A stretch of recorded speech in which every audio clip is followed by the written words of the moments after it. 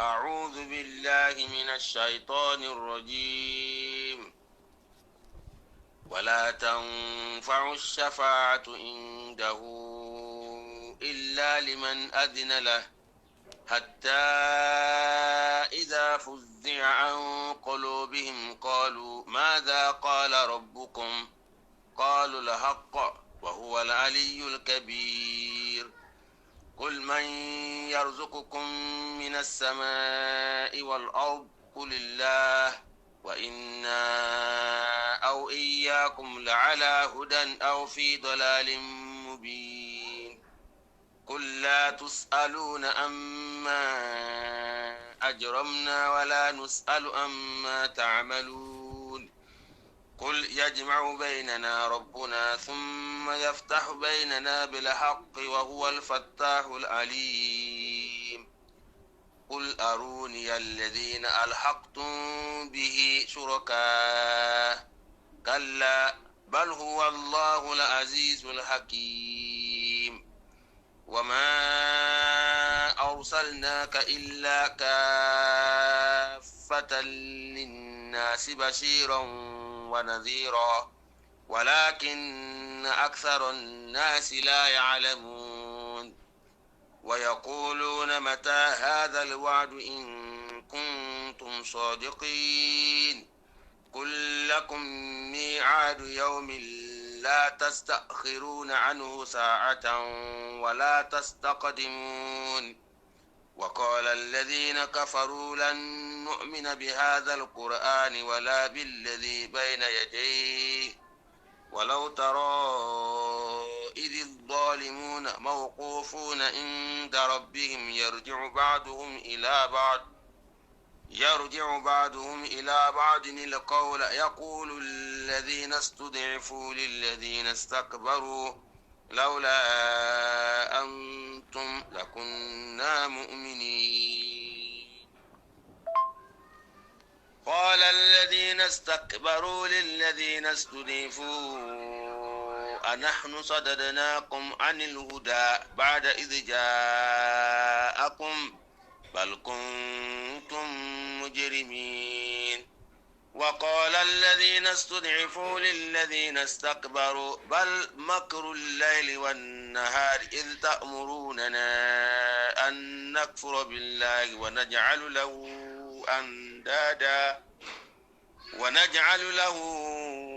أندادا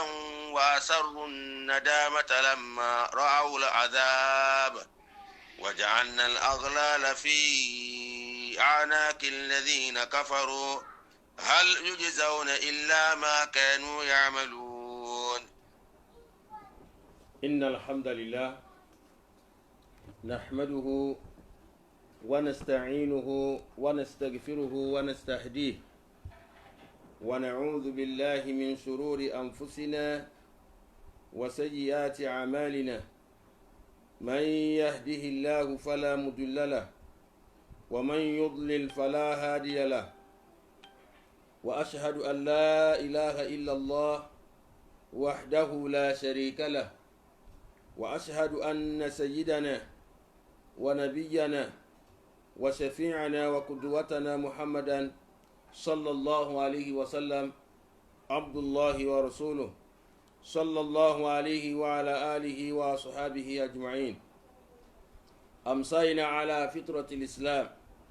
وعلى كلمة الإخلاص وعلى دين نبينا محمد صلى الله عليه وسلم وعلى ملة أبينا إبراهيم حنيفا مسلما وما كان من المشركين. adúpẹ́ fún Allah ọba tí ọpẹ́ yẹ, ọba tí ọpẹ́ tọ́ sí. A wá tọrọ ọ̀pọ̀lọpọ̀ ìkẹ́ àti àánú àti ìbùkún fún aṣáájú wa àyànfẹ́ wa ànábì wa Muhammad sallallahu alayhi wa sallam. Ìkẹ́ Ọlọ́run kí ó máa bá kí ó sì máa bá àwọn ará ilé rẹ̀ àti gbogbo àwọn sàhábà títí fi kan gbogbo àwọn ẹni tí wọ́n máa tọpasẹ̀ rẹ̀ ní ti òdodo fi di ọjọ́ ìgbédìde alkiyama. Àdápadà orí ọpẹ́ àti asọ́láàt kí ọba adédọ́gba Allah kọ́mọ́ṣẹ́ ṣe fún ẹnì kọ̀ọ̀kan wa. Àwa kíra wa lọ́kùnrin wa lóbìnrin wa lọ́mọdé wa àti ní àgbà wa pé assalamu alaikum wa rahmatulahi wa barakatuhu. Kí àlàáfíà Allah àánú rẹ̀ àti ìbùkún rẹ̀ kí ó máa bá kúlùkù wa gbé. A kíra pé kákàbọ̀ sérè tó wà ní dèdé àsìkò yìí níbi tí a ti máa ń bára wa sọ̀rọ̀ lérí at-tawhid gẹ́gẹ́ bí àwọn program tí a fi ránṣẹ́ ní òwúrọ̀ tèní láwọn ọjọ́ sátidé báyìí ní agogo 5 ìrọ̀lẹ́ a máa bára wa sọ̀rọ̀ lérí at-tawhid pẹ̀lú yọ̀dọ̀ Allah kálọ̀ subhanahu wa ta'ala kó ṣe nírọ̀rùn. A sì wá ń fàsìkò yìí bí a fi ń tọrọ lọ́dọ̀ ẹnìkọ̀ọ̀kan wa pé program náà tá a fi ránṣẹ́ kí a fojú wò gbogbo èyí tó bá jẹ́ àwọn àfikún kàbáwọn kan tá a fẹ́ dínkù mẹ́ẹ̀ kí kúlùkù náà ká lè sọ sí kọba adéda kó ṣe wọlé báyìí náà kó ṣe nírọ̀rùn fún wa kí ó sì pẹ̀lú wa. Naam, lédè yìí tí a bára wa sọ̀rọ̀ ní dèdé àsìkò yìí òun náà ni léyìí tá a padà sọ pé el-Islam iman wa amal. Islam tari ni Islam jẹ́ Islam àyàfi kárí àwọn nǹkan méjì kan tí yóò fi máa jẹ́ Islam. Pàtàkì jùlọ nígbàtí a bá ń sọ̀rọ̀ nípa pé Islam ìṣe Islam gangan àwọn nǹkan méjì kan wà tí ó rò pọ̀ mọ́ tó sì jẹ́ pé tá bá wà àwùjọ táwọn ló lọ lẹ́nìí a fẹ́ máa yọ ọ̀kan sọ́tọ̀ ọ̀kan la fẹ́ máa dìmú. Àwọn nǹkan méjì báyìí òun náà ni kíni òun náà ni el-iman wal-amal. Tá bá ń sọ ọ̀rọ̀ Islam a sọ nípa ìgbàgbọ́ a sì tún sọ nípa iṣẹ́ àti ìgbàgbọ́ náà ní jẹ́ Islam. Ìdí tí a fi ń yànnà náà ọ̀rọ̀ yìí báyìí náà ni pé ń bẹnu àwa tí a pera ní mùsùlùmí tó jẹ́ pé a máa ń rò lọ́kàn ara wa pé nígbà tá a bá ti ní ìgbàgbọ́ tá a bá sọ pé tó a ní ìgbàgbọ́ a kì í ka iṣẹ́ mọ́ a máa ń sọ pé tó Ọlọ́run ló mọ ọkàn kálukú pé tọkàn mi bá ti mọ́ tí n bá ti gbà pé kò sọ́ba mi àyàfi Allah pé ó ti bùṣe náà nìyẹn. Ó pọ̀ nínú àwa mùsùlùmí tó jẹ́ pé a ní àdìọ́kàn yẹn tó sì jẹ́ pé àdìọ́kàn tí ò dá ni àdìọ́kàn tí ò bójúmu ni àdìọ́kàn tí ò ní ìpìlẹ̀ kan nínú ṣẹ̀ríà Ìsìlámù ni. Nítorí pé tá a bá sọ ìmánì dandan ni kí iṣẹ́ kó ṣe kí ni kó pẹ̀lú ẹ̀ dandan ni kí iṣẹ́ kó pẹ̀lú ẹ̀. Bẹ́ẹ̀ a bá lóhun nígbàgbọ́ òdodo tó ń gbọ́ Ọlọ́run bá gbọ́ tó ń gbà Ànábì gbọ́ tí iṣẹ́ ò pẹ̀lú ẹ̀ asán ni. Ìdí táwọn onímọ̀ tí wọ́n fi ṣàlàyé fún wa nínú ọ̀pọ̀ nínú àwọn ọ̀rọ̀ wọn pàtàkì jùlọ lẹ́ni tí fi ń gbára lé alukur'an àti ọ̀rọ̀ anabiya Muhammad sallallahu alayhi wa sallam. Nínú àwọn ọ̀rọ̀ táwọn onímọ̀ sọ fún wa àwọn onímọ̀ ẹ̀sìn wa wọ́n jẹ́ ó yé wa pé el-Islam huwa dinullah. Tá a bá rí Islam tá à ń sọ̀rọ̀ yìí báyìí Islam òun náà ni ẹ̀sìn Allah subhanahu wa ta'ala ẹ̀sìn ọba adẹ́dá ni alladhi awhahu ila Muhammadin sallallahu alayhi wa sallam tí ọba dẹ́dà tó padà fi rán anabiwa Muhammad sallallahu alayhi wa sallam torí pé anabi ló gba ìmísí ní Islam fi wà lérí ọwọ́ bó ṣe wà lẹ́nìí. Bó bá dẹ̀jẹ́ pé Islam ti ń jẹ́ Islam látàsíkò babaláwa anabi Ibrahim aleyhi salatu wa salam títorí pé tá a bá lórúkọ mùsùlùmí lérí lẹ́nìí òun náà ló padà sọ lórúkọ ní gẹ́gẹ́ bí alukurani ṣe sọ pé huwa samakum muslimin òun náà ló fún yín lórúkọ mùsùlùmí. Ǹjẹ́ Islam yìí báyìí òun náà ni ẹ̀sìn tí a fi rán anabiwa Muhammad sallallahu alayhi wa sallam.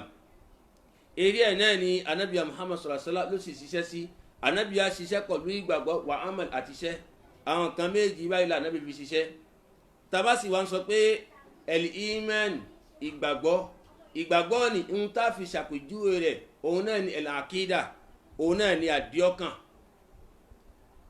Ìgbàgbọ́ òun náà ni àdìọ́kàn nítorí pé èèyàn kì í ṣiṣẹ́ kan láì má ládìọ́kàn kan lérí ẹ̀.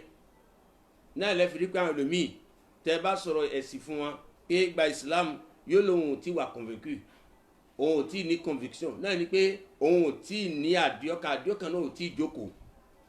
Náà ló fi jẹ́ pé tá a bá sọ ìmánì ǹjẹ́ ká mọ̀ pé àdìọ́kàn ṣe kí ni ó ṣe pàtàkì mẹ́ ẹ̀rí. Ìmánì gangan òun náà ni àdìọ́kàn wal-usulu allati taqumu alayha shara'i'ul Islam òun náà sì ní ìpìlẹ̀ tó sì ká ní pé gbogbo ohun tí ń jẹ́ àwọn òfin tí Islam gbé kalẹ̀ eri imani àti àkídà ìbáyìí ló padà ṣe kí ló padà dúró lé tá bá wá ń sọ nípa àkídà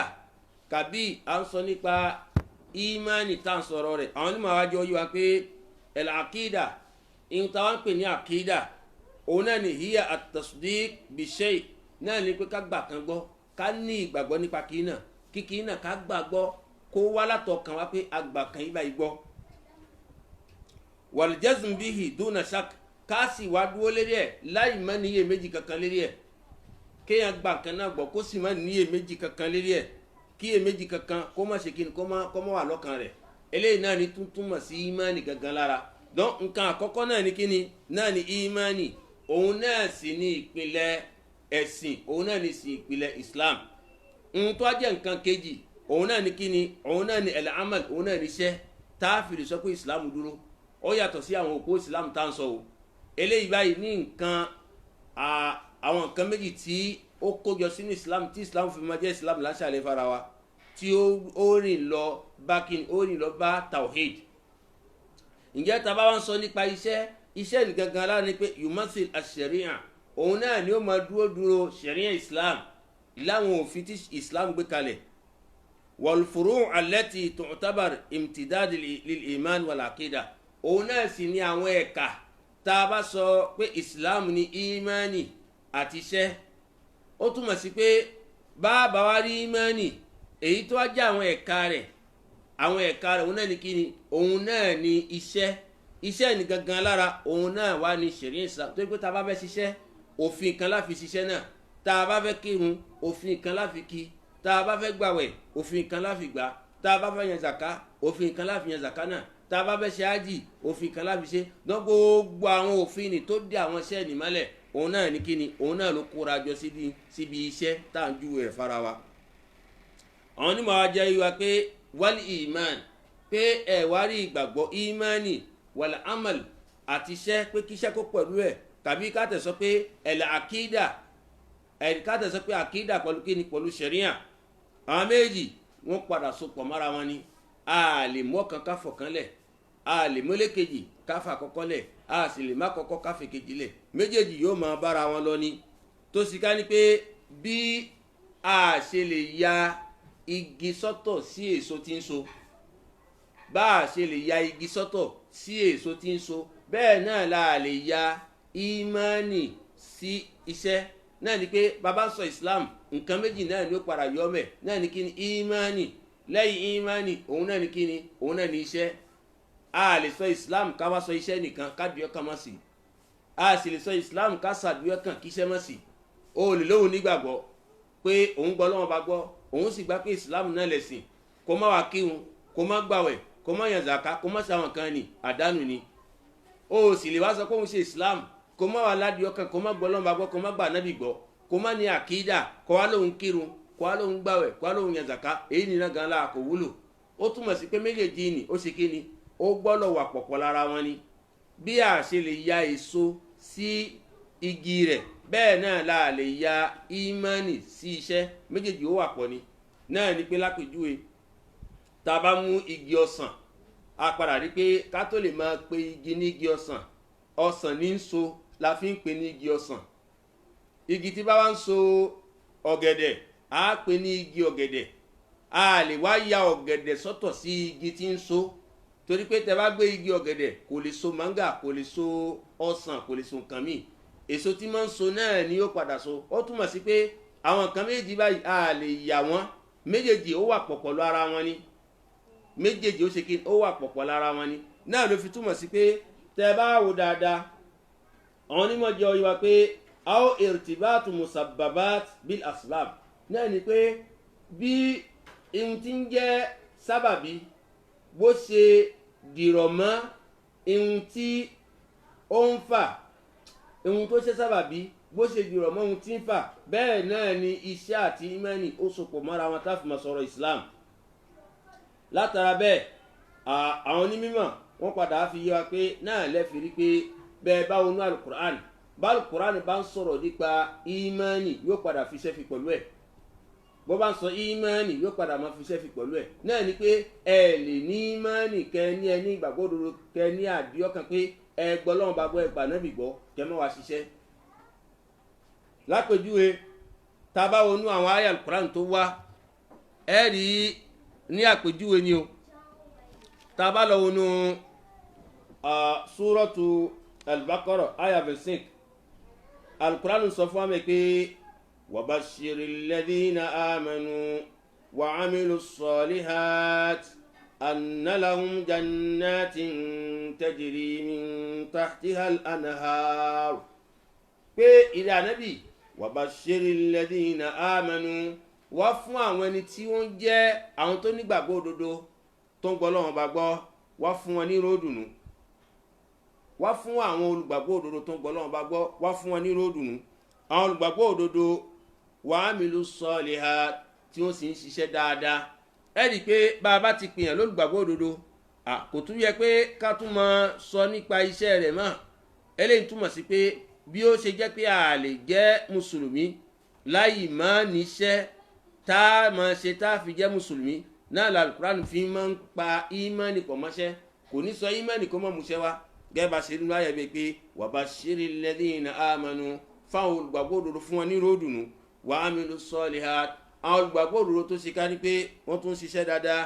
anna lahum pé ń bẹ fún wọn jannatin tajri min tahtiha al-anhar wọ́n padà wọ àwọn àlìjẹ́nà kan tó ṣe ká ní pé tajri min tahtiha al-anhar táwọn búdò léríṣiríṣi ti ń ṣàn lábẹ́ rẹ̀ ǹjẹ́ ẹ rí i pé amanu tó nígbàgbọ́ tó ládìí ọkàn tó nígbàgbọ́ òdodo sọ́lọ́run bá wa amilu as-salihat tó ń sì ṣiṣẹ́ dáadáa ìjẹ́ dandan ni nígbà tó bá ní ìmánì kó sì máa fi iṣẹ́ fi pẹ̀lú ẹ̀ o ò lè máa ṣiṣẹ́ kó má ní ìmánì o ò sì lè ní ìmánì kó má ṣiṣẹ́ méjèèjì ni ó sopọ̀ mọ́ra wọn ni. tabatuwo nínú àyà mi nínú súrọ́tù Nahl àyà 96 Al-Qur'an sọ fún wa wípé man amila salihan min dhakarin aw untha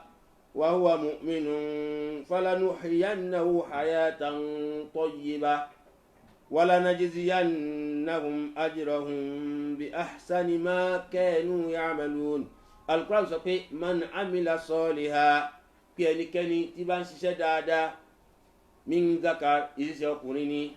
aw untha kàbóbìnrin ni وهو مؤمن tó sì nígbàgbọ́ òdodo ó ń ṣiṣẹ́ ẹ̀wùn tí Al-Qur'an sọ pé من عمل صالحا ẹnikẹ́ni tí bá ń ṣiṣẹ́ dáadáa kan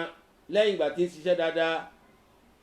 nínú ọkùnrin ni kàbóbìnrin ni wa huwa mu'minun tó sì ní ìgbàgbọ́ òdodo tó gbọ́ Ọlọ́run bá gbọ́ ẹ rí i pé àwọn kan méjì ni ó tẹ̀léra wọn níbí nísìn wọ́n gbé iṣẹ́ ṣáájú kó tó wá fi ìgbàgbọ́ fi lé náà ni pé ń ṣiṣẹ́ dáadáa wa huwa mu'minun ó túmọ̀ sí pé tíyàn bá ń ṣiṣẹ́ olóore tí yóò bá ládìí ọkàn tí yóò bá ní ìmánì tí yóò gbọ́ Ọlọ́run bá gbọ́ Ọlọ́run ò fẹ́ wo iṣẹ́ rẹ̀ náà ló fi jẹ́ pé tabara àwọn tí wọn kì í ṣe Islam tí wọn kì í ṣe mùsùlùmí tó jẹ́ àwọn kírísítẹ́nì kàbáwọn yahudi kàbáwọn asiná àwọn asòtà bẹ́ẹ̀ lọ àwọn náà sáà níṣẹ́ dáadáa tí wọ́n ń ṣe wọ́n láwọn iṣẹ́ olóore tí wọ́n ń ṣe tó jẹ́ àwọn iṣẹ́ dáadáa àwọn náà wọ́n ń nu ẹkún fẹ́yàn àwọn náà ń kọ́ àwọn àlejò tó wọ́n ń ṣe àwọn nǹkan rere tó pọ̀ tó jẹ́ nǹkan dáadáa tó yẹ pé Islam náà tọ́ka wá sí pé ká máa ṣe kan dáadáa wọ́n ràn àwọn èèyàn lọ́wọ́ ń ṣe dáadáa ní tó wọ́n ń ṣe nì ṣé wọn ò ní padà gbẹ̀san rẹ̀ kò sí ohun tọ́lọ́run fẹ́ fa àwọn nǹkan ní fi ṣe náà ló fi túmọ̀ sí pé àwọn ẹni bẹ́ẹ̀ á kánjú san wọ́n ní mọ́nà pé ẹ̀san iṣẹ́ wọn láyé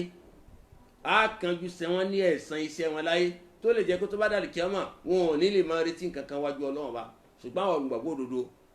iṣẹ́ tá a bá ṣe tó bá da á wà á rí pé nígbàgbọ́ òdodo ta níta tó wá ń ṣiṣẹ́ dáadáa eléyìí náà lọ́lọ́run fi gbà lọ́dọ̀ wa láàfin lè máa ní ìrètí lálùkí ọmọ ǹjẹ́ man amila soliha ẹnikẹ́ni tó bá ṣiṣẹ́ dáadáa kan min dhakar ọkùnrin ni aw untha kàbóbìnrin ni wa huwa mu'minun tó sì jẹ́ nǹkan tó nígbàgbọ́ òdodo sọ́lọ́ wọn bá falanuhyiyannahu hayatan tayyiba náà ni pé á jẹ́ kí ẹni bẹ́ẹ̀ kó gbé ìgbésí ayé dáadáa àwọn onímọ̀ wọn fún ní àwọn ìtumọ̀ míì pé hayatan tayyiba yẹn náà ni pé á padà fi sáàlì jẹ́nà àti fi níwò dédé iṣẹ́ tí wọ́n ṣe ṣùgbọ́n á san wọ́n ní àsanlé ní àwọn iṣẹ́ wọn tí wọ́n bá ń ṣe àyà yìí kan náà ó jẹ́ ká mọ̀ pé ìmánì àti iṣẹ́ ni lẹ́yìn náà tá a bá tó àwò Al-Qur'an tún sọ fún wa nínú Suratu Maryam àyà 96 pé innal ladhina amanu wa amilu salihat sayaj'alu lahumur rahmanu wudda pé dájúdájú alladhina amanu àwọn tí wọ́n nígbàgbọ́ òdodo sọ́lọ́ wọn bá wa amilu salihat tó sì wá ń ṣiṣẹ́ dáadáa wọ́n nígbàgbọ́ òdodo wọ́n tún wá ń ṣe kí wọ́n tún wá ń ṣiṣẹ́ dáadáa sayaj'alu lahumur rahmanu wudda ọlọ́wọ́ ṣe kí ni yóò ṣe àwọn ẹni bẹ́ẹ̀ láwọn ní àyànfẹ́ rẹ̀ yóò ṣe àwọn ẹni bẹ́ẹ̀ láwọn ní àyànfẹ́ rẹ̀ látara àwọn àyà mẹ́tẹ̀ẹ̀ta tá a mú wá ní a padà rí pé ǹjẹ́ ó máa yé wa pé dandan ni tá a bá jẹ́ mùsùlùmí a kì í jẹ́ mùsùlùmí lórúkọ lásán torí pé láyé tá à ń lò lọ lẹ́nìí ó pọ̀ náà àtàjẹ́ mùsùlùmí jẹ́ pé a kàn gbórúkọ mùsùlùmí sérí ni àwọn èèyàn kan mọ̀ wá pé orúkọ báyìí là ń jẹ́ ṣùgbọ́n kò sẹ́sìn lára wa a kì í kírun a yìí kírun àtàjẹ́ mùsùlùmí ọ̀pọ̀ nu wa a kì í kírun ẹlòmíwà tó bá ti kásùbà ó bùṣe náà nìyẹn ẹlòmíwà kò tẹ̀ mọ ohun tí ń jẹ́ irun tá a fi dá mọ̀ kò ju pé ó jẹ́ mùsùlùmí náà kó lórúkọ mùsùlùmí nígbà tí àwẹ̀ bá dé yóò gbàwẹ̀ lẹ́yìn ìgbà táwẹ̀ bá lọ kò sí ohun tó kan pẹ̀lú ẹ̀sìn kan mọ́ kò sí ohun tó kan pẹ̀lú ohun kan mọ́ bẹ́ẹ̀ náà bákan náà subhanallah eléyìí báyìí ó jẹ́ ìṣesí kan tó jẹ́ pé tá a bá pé àkíyèsí wa sí rí ẹ̀ á kàn lọ ayé lásán á kú lásán á sì lọ múlẹ̀ mú fún lálùkìyàmà dandan ni kí iṣẹ́ pẹ̀lú ẹ̀ tí iṣẹ́ ò bá pẹ̀lú ẹ̀ á padà jìyà wájú ọlọ́run ìgbàgbọ́ wa nìkan kò tó iṣẹ́ gbọ́dọ̀ pẹ̀lú ẹ̀ iṣẹ́ ó gbọ́dọ̀ pẹ̀lú ó ṣe pàtàkì àwọn olómìnira nísìnyí wọ́n ti lọ ìlú òkèrè tó jẹ́ pé látìgbà tí wọ́n ti lọ wọn ò tún kírun mọ́ orúkọ nìkan la mọ̀ọ́mọ̀ tó sì jẹ́ pé ìrun ń tó ṣe pàtàkì ìgbésí ayé ọmọ ẹ̀dá ni ń tó ṣe pàtàkì ní ìgbésí ayé ọmọ ẹ̀dá ni anabiya Muhammad sallallahu alayhi wa sallam anabi jẹ́ ọjà pé awwal ma yuhasabu alayhi al-abdu yawm al-qiyamah as-salah pé nígbà tó bá dàlí kìyàmà nǹkan àkọ́kọ́ tá a gbé yẹ̀wò nínú iṣẹ́ ẹrú nínú iṣẹ́ ọmọ ádámà ń jọ́gbìnrin àlìkìyàmà òun náà ni as-salah fa in salahat bá a bá wá gbé ìrun náà tá a bá gbé yẹ̀wò tí ìrun náà bá da wọ́n ní saluha sairul a'mal wọ́n ní àwọn iṣẹ́ tó kù náà ó da wa in fasadat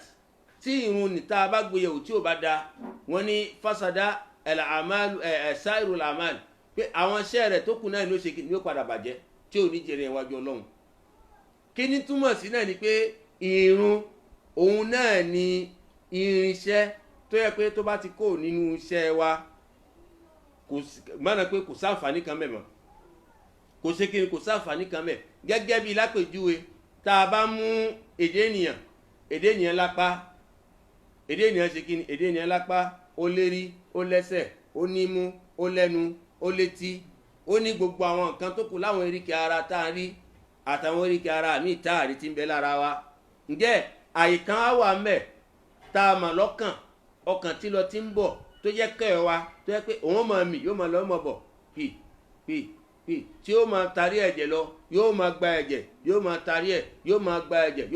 yóò máa tarí ẹ̀ bí bá ṣe ń gba ẹ̀jẹ̀ tí ń tarí ẹ̀ nì ẹ́ rí i pé ọjọ́ tó bá dáṣẹ́ dúró tí ò ṣiṣẹ́ mọ́ ṣé ẹnu lè fọ̀ ẹnu ò lè sọ kankan mọ́ imú náà gan lára kò lè mí mọ́ ojú ò lè ríran mọ́ apá ò lè gbé mọ́ ẹsẹ̀ ò lè gbé mọ́ a lè tọ̀ mọ́ a lè yàgbẹ́ mọ́ a lè ṣe kankan mọ́ látara pé kí ni irinṣẹ́ yẹn kan ṣoṣo tó ṣe tó dáṣẹ́ dúró àpèjú ẹ̀ náà ni èdè ènìyàn tó bá sọ pé mùsùlùmí ni ẹ tó ò bá kírun tí irun ò bá sínú ọ̀rọ̀ rẹ gbogbo iṣẹ́ rẹ ó bàjẹ́ bí irun ẹ bá sì ti da ẹ̀yin náà ẹ wo kọ́ ẹ̀ lára tí kọ́ ẹ̀ bá da ẹ rí i pé tí bá lọ tí bá bọ̀ tí ń gbẹ ẹ̀jẹ̀ tí ń tú tí ń gbẹ ẹ̀jẹ̀ tí ń tú ẹ rí i pé àlàáfíà lára ó máa wà kò ní sí dààmú ṣùgbọ́n tó bá ti lè dáṣẹ́ dúró báyìí lẹ́kan náà ẹ rí i pé gbogbo àwọn eríkè ara gbogbo náà ló dáṣẹ́ nù bẹ́ẹ̀ náà ní gẹ́gẹ́ mùsùlùmí tá a bá gbé iṣẹ́ ẹ̀yẹ rẹ̀ wò tí irun ò bá da fasada al-amal fasada sairu al-amal àwọn iṣẹ́ rẹ̀ tó kù ọlọ́run bọ̀ ò nílò ọlọ́run bọ̀ ṣe kò nílò irun nìyẹn o náà ni pé tó o bá kírun tó o mọ kírun lásìkò tó fi lọ́kú àwẹ̀ àfẹ́gbà lọ́wọ́ rẹ̀ zaka ájì gbogbo àwọn kan tó ń ṣe tí irun ò bá ti sún ní àfẹ́gbà àdánù ni ó jẹ fún ọjọ́ gbọdọ̀ kíámà àdánù náà ni ó jẹ fún ẹ tá a tún fi lè mọ pàtàkì ọ̀rọ̀ tá à ń sọ alukuran sọ fún wa nínú súrà tí gbogbo náà tá a máa ń ké nínú súratul Ma'un tí n bá gbàgbé pé a'udhu billahi minash shaitani rajim fawailul lil musallin alladhina hum an salatihim sahun alukuran sọ pé fawailul lil musallin pé ègbé kó máa bá gbogbo àwọn tí ń kírun àwọn lòmí sọ fún wa pé wáìlù tó àmì náà ni pé wọ́n ní kúfúrọ̀ wọ́n ní kòtò kan ni tí ń bẹ nínú iná tó yẹ pé ọlọ́run bá pèsè kalẹ̀ fún gbogbo àwọn akírun wo ni alladhina hum an salatihim sahun àwọn tí wọ́n máa ń lọ ìrun lára tí wọn ò kí lásìkò àsùbá bá tó wọn lọ lára wọn wá kí lásìkò tó bá wọn àyílà náà bá tó wọn kí lásìkò tó bá wọn alásàrì náà wọn kí lásìkò tó bá wọn bẹ́ẹ̀ náà ni magribi wọn kí lásìkò tó bá wọn ìṣáyì náà wọn kí lásìkò tó bá wọn ǹjẹ́ látara pé kì í ṣe pé wọn ò kírun o wọn kàn ń kírun náà lásìkò tó bá wọn náà ni ọlọ́run bá padà ṣe pẹ̀lú wọn ó padà ṣẹ́bi lù wọn ó ní kí egbé tó wọn ọlọ́run bá kó máa bá wọn àwọn onímọ̀ mi jẹ́ ó yé wa pé kòtò kan nínú iná tọ́lọ́run padà fi àwọn ẹni bẹ́ẹ̀ sí káwa sọ pé àwọn tí ò wá kírun rárá kọ báwo ni tí wọ́n ṣe rí níwájú ọlọ́run eléyìí àkíyèsí ni fún wa ká lè mọ̀ pé tá a bá jẹ́ mùsùlùmí tá a lórúkọ lérí kì í ṣe ìmánì nìkan kì í ṣe ìgbàgbọ́ wa nìkan á fi iṣẹ́ fi pẹ̀lú ẹ̀ á ṣe kí ni á fi iṣẹ́ á fi pẹ̀lú dandan níṣẹ́ dandan náà ní ṣe kí náà ní kí náà ní iṣẹ́ dandan níṣẹ́ torí apá kan náà wa ta tó jẹ́ mùsùlùmí mi wà tó yẹ pé alórúkọ lérí akàn wá fi sọ́kàn pàtàkì jùlọ àwa tá à ń kàwé tá a bá ti kàwé náà débi tá a kàdé a mọ̀ wá mú àwọn ìròrí kan tí ò bá mu ìròrí kan tí ò gbádùn náà láàfẹ́ fi mọ fi gbé ẹ̀sìn ọ̀rọ̀ ẹ̀sìn lásọ pé àná nígbà tá a bá ti nígbàgbọ́ tá a ti gbọ́ Ọlọ́run bá gbọ́ òun gbà pé Ọlọ́run bá ń bẹ òun gbà pé ànábì náà bẹ òun náà mọ̀ pé gbogbo àwọn ànábì Ọlọ́run náà fi wọn ránṣẹ́ lọ pé kì í ṣe ọ̀rọ̀ yàn pé kóun ṣẹ̀ṣẹ̀ mọ́ sọ pé òun kírun òun gbà òun ṣe pé ọkàn lọ́lọ́run fẹ́ wò fóun subhanallah ń bẹ́ẹ̀ ní àwa tá a jẹ́ mùsùlùmí tá a ní ìròrí bẹ́ẹ̀ ìròrí burúkú ni o ìròrí tí ò dá ni o ìròrí tí ó padà mú wa jì sọ́fì níwájú ọlọ́ba tó bá dàlí kíámà torí pé kò sí bó ṣe lè jọ sọ pé òun jẹ́ Islam òun gbọ́ ọlọ́ba tó ò ní ṣiṣẹ́ iṣẹ́ ẹni gangan lọ́lọ́run fẹ́ lò lọ́dọ̀ wa torí àwọn àyà pọ̀ tó sọ ọ̀rọ̀ yìí báyìí nínú alukur'an lẹ́yìn náà ihun tá a jẹ́ kí a túmọ̀ òun náà ni pé bí wọn bá sọ pé òun gbọ́ ọlọ́run bá gbọ́ ó gbọ́dọ̀ gbọ́ ọlọ́run bá gbọ́ tó jẹ́ pé a rí nínú gbólóhùn a sì tún rí nínú iṣẹ́ nínú gbólóhùn náà ni pé a rí pé kí ó sọ lẹ́nu tó jẹ́ pé qawlul qalb yóò sọ láti rí mọ́nà pé ọkàn ẹ̀rí kọ́ yóò jẹ́ ti ọkàn lẹ́yìn náà yóò jẹ́ ti ahọ́n lẹ́yìn náà yóò wá jẹ́ iṣẹ́ ọkàn a ṣẹ̀ṣẹ̀ bá rí kí ni iṣẹ́ ara àwọn ìpele mẹ́rin kan wà tí ó tún sápamọ́ sí abẹ́ àwọn nǹkan tá a sọ yìí báyìí náà ni pé a rí qawlul qalb náà ni pé kéèyàn sọ ẹ̀rí kó sọ jáde gẹ́gẹ́ bó ṣe wà lọ́kàn rẹ̀ èkejì náà ni pé amalul qalb káwárí iṣẹ́ rẹ̀ iṣẹ́ tọkàn kárí iṣẹ́ rẹ̀ ẹlẹ́kẹta òun náà ni amalul qalb òun náà ni iṣẹ́ ọkàn ẹlẹ́kẹrin òun náà ni amalul lisan àkọ́kọ́ òun náà ni qawlul qalb èkejì òun náà ni amalul qalb ẹlẹ́kẹta òun náà ni qawlul lisan ẹlẹ́kẹrin òun náà ni amalul lisan àwọn kan mẹ́rin báyìí náà òun náà tún ṣe pàtàkì nínú ọ̀rọ̀ tá à ń bá lọ yìí báyìí kí ọba adédọ̀bọ̀ ọlọ́ọ̀kú fún wa ní àgbọ́yé àwọn ọ̀rọ̀ tá à ń sọ yìí báyìí nítorí pé tá a bá kọ́kọ́ mu nípa pé qawlul qalbu qawlu el qalbu látara àlàyé tá à ń bábọ̀ náà ni pé fa huwa tasdiquhu wa iqanuhu òun náà ni pé kéèyàn padà fi ìmánì rẹ̀ kó fi múlẹ̀ kó ṣe kí ni kó fi ìmánì rẹ̀ fi múlẹ̀ àlàyé tá a ṣe bẹ́ẹ̀ kó má dàrú sí wa o a ti sọ fara pé Islam ó dálé lórí nǹkan méjì ìmánì àti kíni àti iṣẹ́ ìmánì yẹn òun náà ni àkídà wa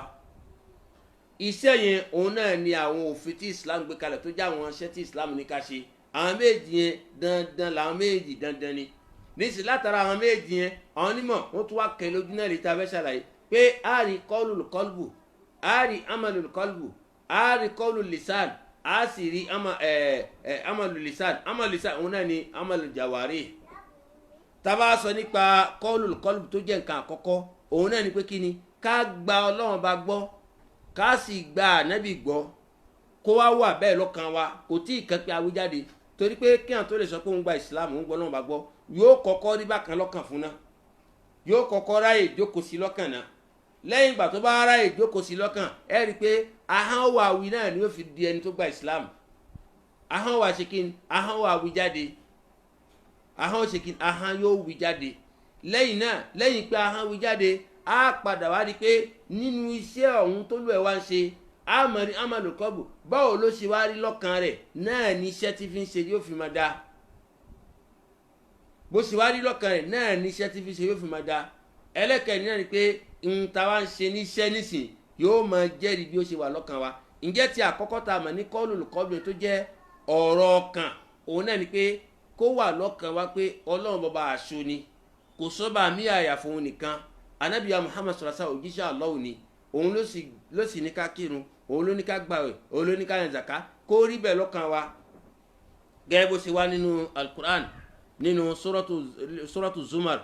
alukur'an sọ fún wa bẹ́ẹ̀ pé suratu Zumar aya 33 wala 34 pé a'udhu billahi minash shaitani rajim walladhi jaa bis-sidqi wa saddaqa bihi ulaika humul muttaqun lahum ma yasha'una inda rabbihim dhalika jazaa'ul muhsinin.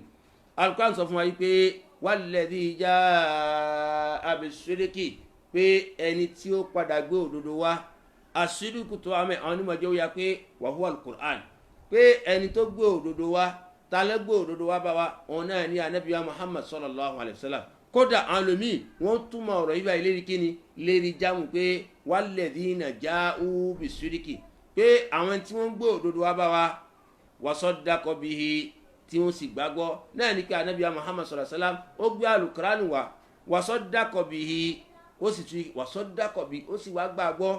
ó rí bẹ́ẹ̀ lọ́kàn rẹ̀ ó gba alukuran náà gbọ́ àwọn lomi sọ pé bánabi ṣe gbé òdodo ni wá àbákò wá padà ṣe kí ni ó wá padà wá gbà lọ́dọ̀ rẹ̀ gbọ́n tafsir pọ̀ àwọn àlàyé pọ̀ táwọn onímọ̀ ṣe ṣùgbọ́n ohun táwọn afẹ́ lónìí ni pé anabiya Muhammad sallallahu alayhi wa sallam ó gbé alukuran wá wàsọ́dàkọ̀ bí yìí ó sì wá gbàgbọ́ ẹ̀rí ó gbé ó sì wá gbàgbọ́ ulaika humul muttaqun àwọn náà làwọn tí ó ṣe ká ní kó ń ṣe kí ni wọ́n bẹ̀rù Ọlọ́run bá lahum ma yasha'un wọ́n padà rí ohun tí wọ́n fẹ́ inda rabbihim lọ́dọ̀ ọba wọn dhalika jazaa'ul muhsinin eléyìí náà ni ẹ̀san tá à ń san fún àwọn ta ni àwọn tó jẹ́ àwọn tí ń ṣe dáadáa ǹjẹ́ tá a bá wọ àyà ìgbà ìdàdá rí pé ja'a bis-sidqi ó gbé òdodo wá tá a mọ̀ ní al-Qur'an wa saddaqa bihi ó wá gbàgbọ́ ìgbàgbọ́ tá a mí ní bẹ́ẹ̀ náà ni kí ni òun náà ni qaulul qalb òun náà ni pé kó wà lọ́kàn bẹ́ẹ̀ gẹ́gẹ́ bó ṣe wá lápèjúwe nínú suratu An'am aya sọ̀kẹ́nsì pé wakadhalika nuri Ibrahima malakuta samawati wal ard waliyakuna minal muqinin pé àwọn Ọlọ́run ọba bẹ́ẹ̀ náà ni àfihàn anabi Ibrahim malakuta samawati wal ard gbogbo tí ń jẹ́ ìjọba sánmà àti tilẹ̀ àfihàn liyakuna minal muqinin kóhun náà kó lè máa bẹ nínú àwọn tó ṣe ká ní pé wọ́n padà ní ìgbàgbọ́ sí yóò padà jókòó lọ́kàn pé òdodo ni dán kí nǹkan jókòó lọ́kàn ẹni òun náà nìkan àkọ́kọ́ torí pé tí àwọn bá gba Islam tó bá fẹ́ gba Islam ẹ̀ rí i pé nǹkan àkọ́kọ́ náà ni pé kí náà yóò kọ́kọ́ rí bákan lọ́kàn rẹ yóò kọ́kọ́ rí bákan lọ́kàn rẹ bó sì wá rí bákan lọ́kàn rẹ tó bá yẹ kó rí dáadáa lọ́kàn rẹ náà ló wà lọ báyìí ní sí pé òun fẹ́ gba Islam tó bá lọ báyìí nísìn níbẹ̀ ní sí ló wà di pé kò wí jáde lẹ́nu bó ṣe rí lọ́kàn kò wí jáde lẹ́nu wíwá wí jáde lẹ́nu ni òun náà ni pé qawlul lisan òun náà ni kí àwọn eléré ahán àkọ́kọ́ ni pé kó jókòó lọ́kàn rẹ kọ́kàn rẹ kó gbàgbọ́ èkejì náà ni pé kó wá wí lérí ahán fún ti àkọ́kọ́ yẹn hadith kan wá lérí ẹ̀ léyìí tó yẹ pé kí nǹkan kó kọ́kọ́ jókòó sọ́kàn ẹni kí ẹ̀ má níyè méjì lérí ẹ̀ pé bẹ́ẹ̀ ni òun gbọ́ lọ́wọ́ bá gbọ́ àṣọ ni anabiya Muhammad sallallahu alaihi wasallam òjíṣẹ́ Allah ni òun náà ló gbé irun wa ló gbé àwọ̀ wa kí nǹkan bẹ́ẹ̀ kó jókòó sọ́kàn ẹni bẹ́ẹ̀ ó wá nínú tírà Imam Bukhari àti Muslim tí sàábì anabiya Muhammad sallallahu alaihi wasallam tàmà ní Anas tó gbà wá fún wa ó sọ báyìí pé yakhruju minan nar man qala la ilaha illallah wa fi qalbihi waznu sha'iratin min khairin pé nígbà tó bá dàlí kíyámà àwọn kan wà tó yẹ pé mùsùlùmí ni wọ́n mùsùlùmí wà tó yẹ pé yóò wà àlìjẹ́nà tààrà láì má ṣe ìṣiròṣẹ́ mùsùlùmí wà tó yẹ pé a ṣe ìṣiròṣẹ́ fún yóò sì wá kó tó wá wà àlìjẹ́nà ẹlòmíwà lẹ́yìn ìgbà tá a bá ṣe ìṣiròṣẹ́ fún yóò wọnú náná kó tó wá di pé kó tó wá dèrò àlìjẹ́nà inú àwọn ẹni tí ó wọ náná kọ́ńtò àdìrò àjẹ́nà òun náà lẹni tánà bí ń fa péjú ẹ̀ pé yakhruju minan nar pé àwọn kan wà yóò jáde kónú náà tani man qala la ilaha illallah ẹni tó jẹ́ pé ó sọ la ilaha illallah la ilaha illallah tó sọ eré ahán ni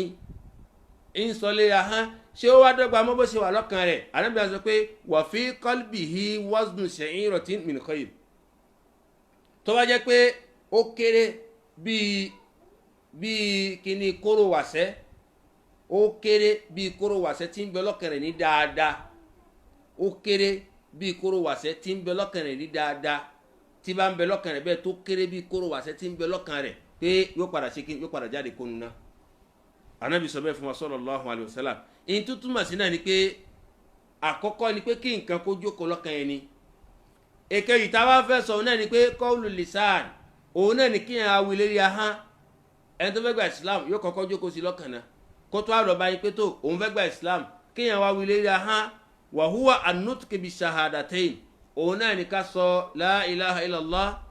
pé ashhadu an la ilaha illallah wa ashhadu anna muhammadan rasulullah kí yẹn jẹ́rìí pé kò sọ́ba kan tá a lè máa jọ́sìn fún àyàfi Allah lẹ́yìn náà kí yẹn wá jẹ́rìí pé anabi Muhammad sallallahu alaihi wasallam òjíṣẹ́ Allah ní í ṣe ǹjẹ́ ìmọ̀ jẹ́rìí ni òun náà ni tẹ̀rí ahán náà ni Al-Qur'an fi sọ fún wa nínú Suratul Baqarah àyà 136 pé qulu amanna billah wa ma unzila ilayna wa ma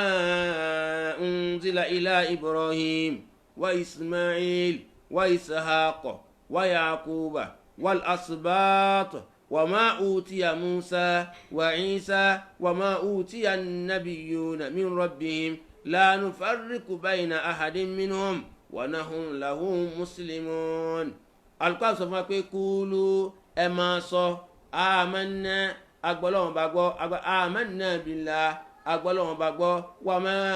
unzila ilayna àsìgbàgun tí wọ́n sọ̀kalẹ̀ fún wa àgbàgbọ́ eléyìí náà ní Al-Qur'an wa ma unzila ila Ibrahima èyí tó tún sọ̀kalẹ̀ fún anabi Ibrahima láwọn tíra tiẹ̀ náà àgbàgbọ́ wa Ismaila èyí tí wọ́n sọ̀kalẹ̀ fún Ismaila náà àgbàgbọ́ wa Isahakọ àti Isahakọ náà àgbàgbọ́ wa Yakuba àti Yakuba náà àgbà tiẹ̀ náà gbọ́ wa lasubat àti ti àwọn asubat wa ma utiya Musa èyí tá fún anabi Musa náà àgbàgbọ́ wa Isa àti ti anabi Isa náà àgbàgbọ́ wa ma utiya an-nabiyyuna min rabbihim àti gbogbo èyí tá a tún fi rán gbogbo àwọn ànábì tó kù náà gbogbo wọn náà la gbàgbọ́ la nufarriqu bayna ahadin minhum a kò sòpinya láàrin ọ̀kan nínú wọn gbogbo ànábì ọlọ́run ní gbogbo wọn wa nahnu lahu muslimun àwa sì ń bẹ nínú àwọn tó gbàfà fún ọlọ́run ọba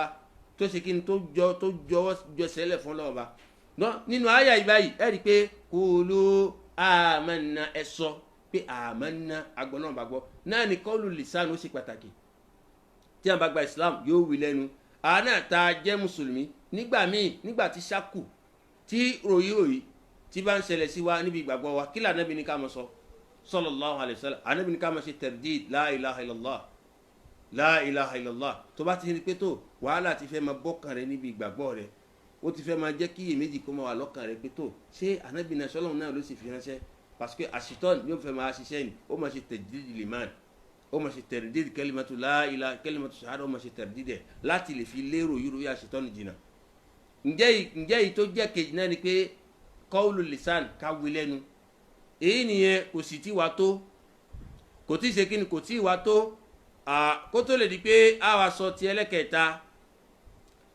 anabiya Muhammad sallallahu alayhi wa sallam ní hadith tó wá ti ń jẹ́rìí ọ̀rọ̀ qawlu lisan káwé lé ahán ìbáyìí tí ń bẹ nínú tírà Imam Muslim àti Bukhari agbalatọ̀dọ̀ Ibn Umar anna Rasulallah sallallahu alayhi wa sallam qala pé òjíṣẹ́ Allah tí kàtọ́ la bẹ fi sọ báyìí pé umirtu an uqatila nas wọ́n pa mí láṣẹ wọ́n sì rán mi iṣẹ́ pé an uqatila nas pé kí n máa báwọn èèyàn jiyàn kìtẹ́ ṣe ìjiyàn gbọ́dọ̀ pé kí n máa gbógun ti àwọn èèyàn ní tí kì í ṣe ogun ìdà kí n máa fa àwọn èèyàn nísìmí kí n dààmú àwọn èèyàn ẹ̀rí kí n dààmú wọn hatta yashhadu alla ilaha illallah títí wọ́n fi ṣe kí ni wọ́n fi gbà pé kò sí ọba míì kan tá à ń jọ́sìn fún àyàfi Allah uqatila tó wà ń báyìí kì í ṣe pé kápá yẹn o náà ni pé kéèyàn kì í ṣe ká jiyàn táwa sọ ká jiyàn nísìn ìjiyàn gan lára ìsìláàmù fẹ́ jù bẹ́ẹ̀ náà lọ náà ni pé kéèyàn ṣe mùjádálà tàbí kéèyàn ṣe mùnákọ́ṣà kéèyàn báyàn sọ̀rọ̀ pé mú tiẹ̀ wá kémi náà mú tèmi wá ṣàlàyé tiẹ̀ kémi náà ṣàlàyé tèmi ẹ̀rí ká fọ̀rọ̀ fi wéra ara wọn pé wọ́n ní ká máa fọ̀rọ̀ fi wé àwọn ẹni tí ò ní ìgbàgbọ́ títí dìgbà tí wọ́n fi jẹ́rìí pé kò sí ọba kan àyàfi Allah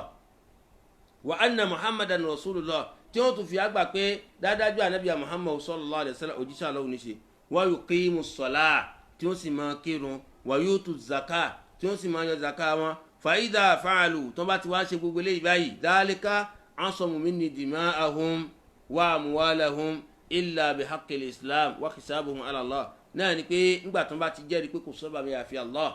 tí wọ́n sì ń kírun tí wọ́n yan zaka tí wọ́n bá ti ṣe gbogbo eléyìí báyìí pé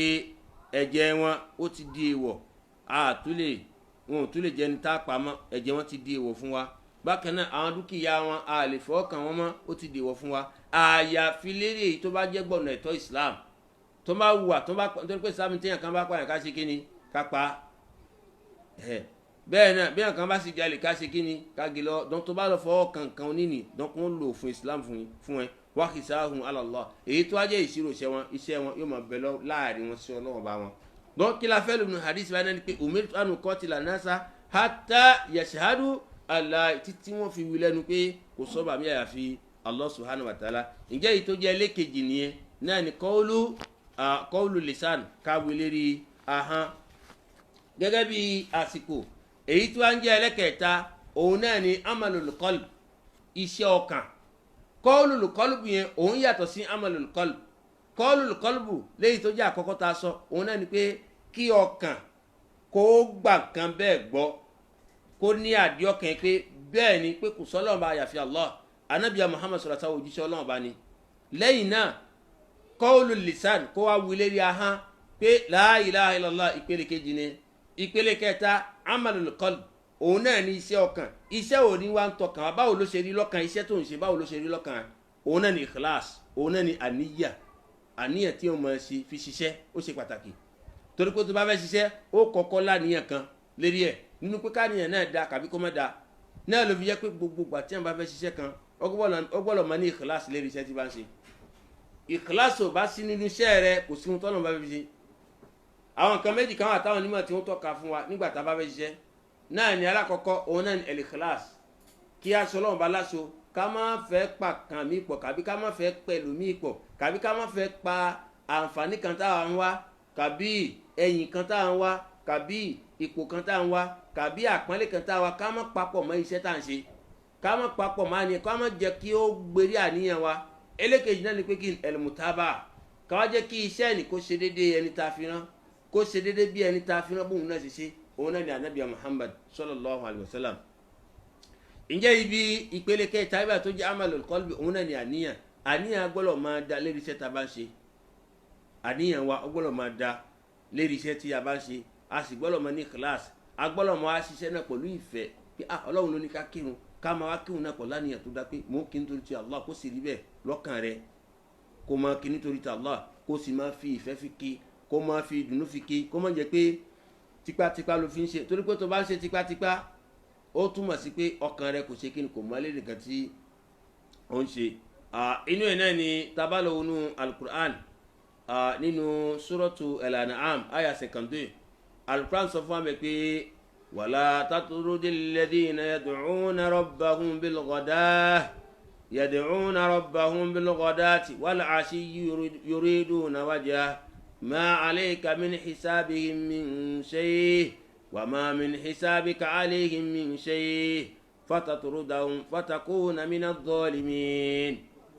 القرآن جو يوان كي ولا تطرد الذين يدعون ربهم بالغداة إن جو مالي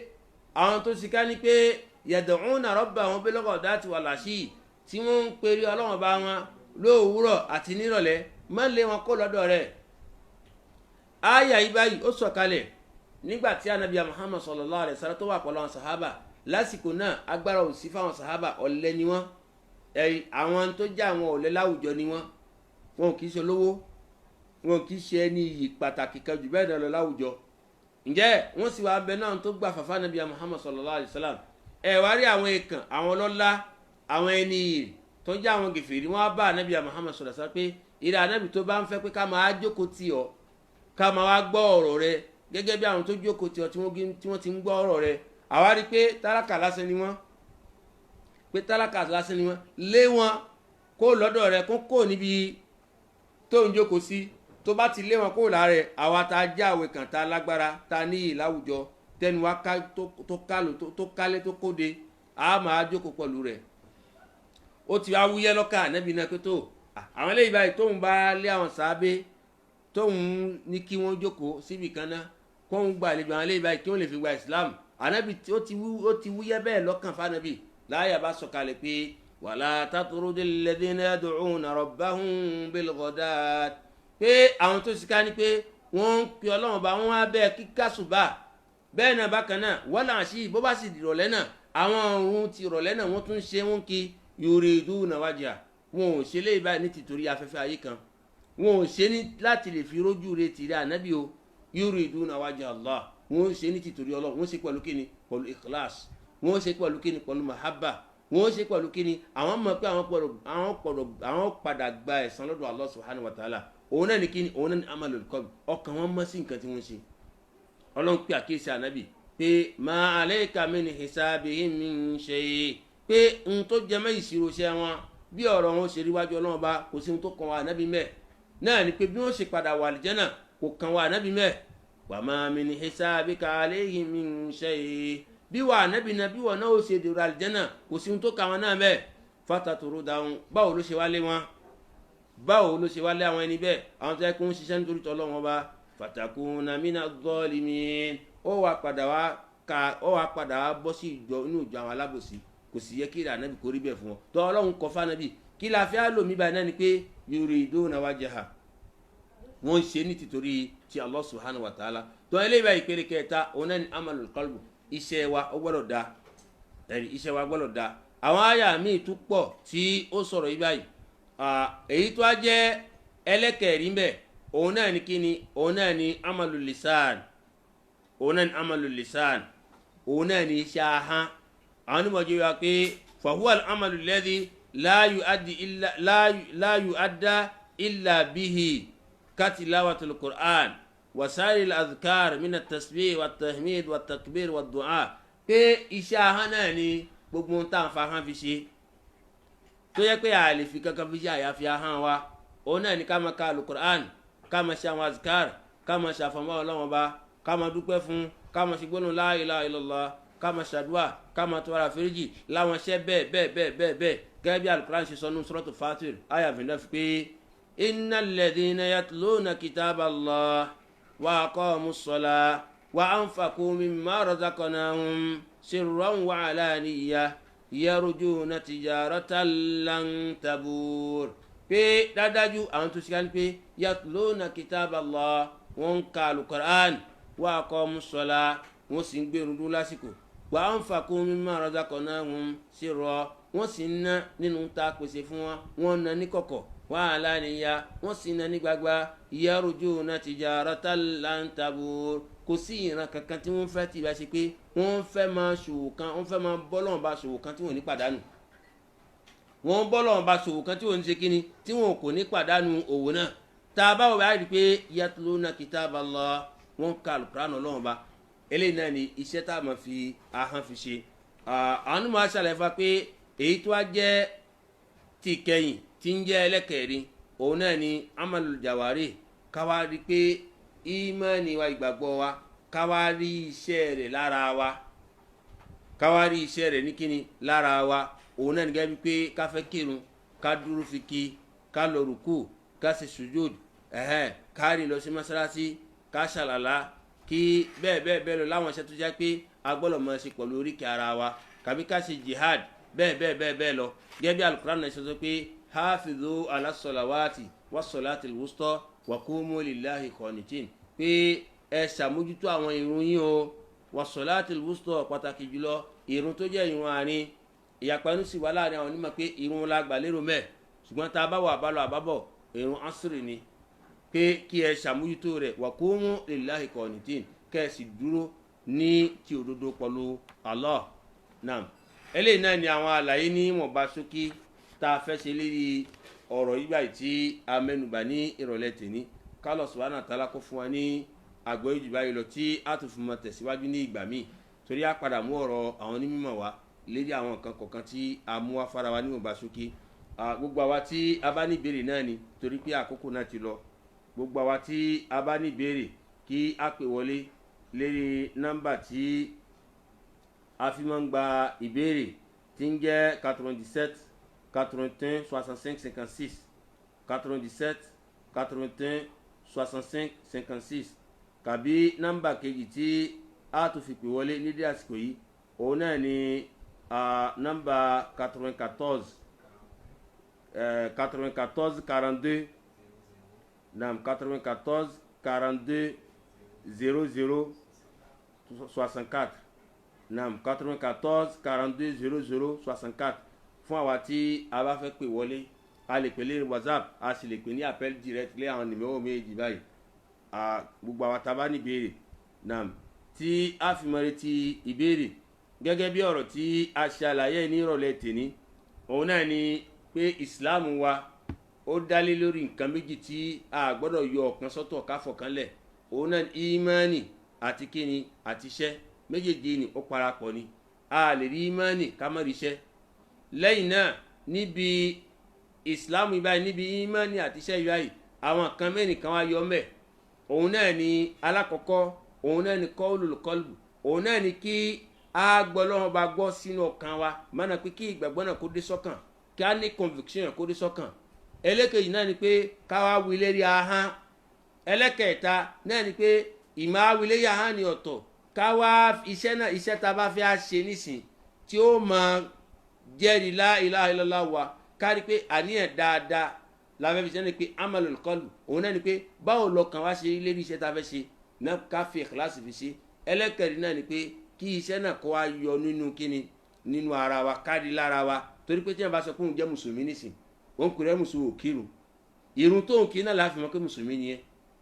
òun kúrẹ́ mùsùlùmí ò gbàwẹ̀, àwẹ̀ tó ń gbà láàfin mọ́ pé mùsùlùmí ni ẹ́. tó bá sọ pé mùsùlùmí ni ẹ́ tó kírun tó gbà, ó kì í ṣe mùsùlùmí. náà ni pé dandan ni pé kárí lára ẹ.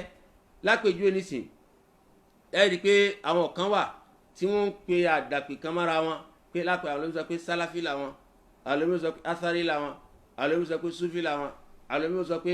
ṣíìn làwọn, àwọn olóyún sọ pé ìkhwání làwọn. àwọn olómi ń pe àpè mọ́ra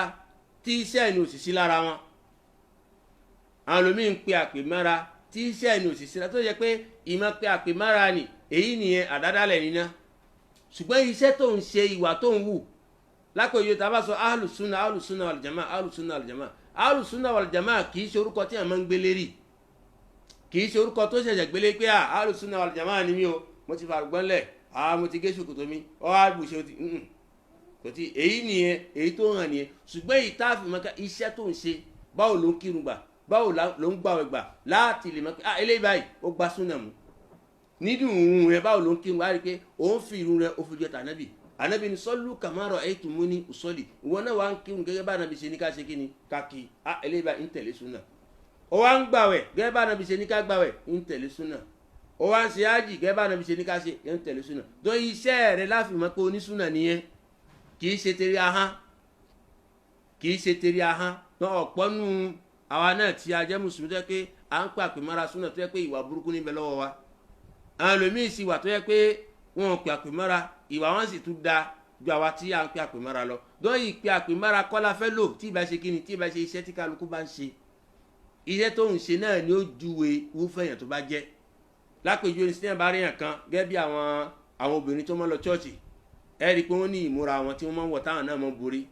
ẹ rí báwọn ṣe máa ń borí ni ìmọ̀ yàtọ̀ sí ìborí tí àwa ta jẹ́ mùsùlùmí. náà tẹ bá rí mùsùlùmí,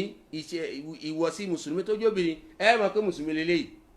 tẹ bá rí ìmúra ti ẹni tó já àwọn màsọ yẹn náà, tẹ bá rí tí wọ́n ẹ rí i pé kírísítẹ́n lélẹ́yìí báyìí. dọ́yìn ìmúra sí ó ti yá ká mọ̀ pé eléyìí ìran báyìí, eléyìí ìran báyìí. náà ni pé iṣẹ́ tiwa náà tá a bá ń ṣe náà ni ó ju ìran tá a jẹ́ fún wa.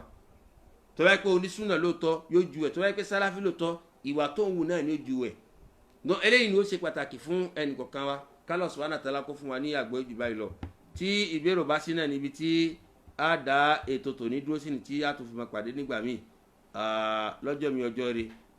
Allahumma salli ala Muhammad wa ala ali Muhammad kama sallaita ala Ibrahim wa ala ali Ibrahim wa barik ala Muhammad wa ala ali Muhammad kama barakta ala Ibrahim wa ala ali Ibrahim innaka Hamidum Majid. A sì wá kí gbogbo àwa ọmọ ìyá wa tí wọ́n kọ̀ láti Àdáwọlé TV tí wọ́n wá sọ́dọ̀ wa láti lè wá gba wáàsí wa kálọ̀ bá wa san wọ́n ní ẹ̀san tó lóore kí ó sì bá wa dúró tí wọn kó gba iṣẹ́ náà kó gbà lọ́wọ́ wọn kó jẹ́ kí wọ́n jèrè láyé nínú sàárè àti ní gbangba àlùkìyámà kí ọba dẹ́dà máa kú dànù bí èlùbọ́ fún wọn ọlá àti tóbi lọ́dọ̀ rẹ̀ ọlá haúlà wàlá quwwata illa billah. Gbogbo ohun tí wọ́n ń jẹ́ ìrànwọ́ látọ̀dọ̀ Allah, ìrànwọ́ àlàáfíà, ìrànwọ́ àrísìkí, ìrànwọ́ ìfọ̀kànbalẹ̀, ìrànwọ́ sùúrù, gbogbo títí jẹ́ ìrànwọ́ látọ̀dọ̀ Allah subhanahu wa ta'ala kálọ̀ bá wa ṣe fún wọn kálọ̀ bá wa ṣe fún wọn. Èyí táwọn náà ò retí ní ìrànwọ́ kálọ̀ bá wa ṣe fún wọn ọlá àti tóbi lọ́dọ̀ rẹ̀ kí ó sì wá ṣe wọ́n lẹ́ni tí ń gbé súnà ànábì ga, tí ń ṣe wọ́n lẹ́ni tí ń gbé ìsìláàmù ga tó jẹ́ ìsìláàmù òdodo. Nítorí ìsìláàmù tí à ń ṣe lẹ́ni tọ́pọ̀ nínú wa ṣe kì í ṣe ìsìláàmù òdodo. Díẹ̀ náà nínú wa ta dúró dédé kálọ̀ kó kàwá káwọn tó dúró dédé o kó kàwá káwọn tó dúró dédé o bó bá sì kàwá kún wọn kó wá gbaṣẹ́ wa lọ́dọ̀ wa kó má kọ́lé wa lọ́wọ́ ọlá àti tóbi lọ́dọ̀ rẹ̀. Wa sallallahu ala sayyidina Muhammad wa ala alihi wa sahbihi ajma'in. Subhanaka Allahumma bihamdika ashhadu an la ilaha illa anta astaghfiruka wa atubu ilayk.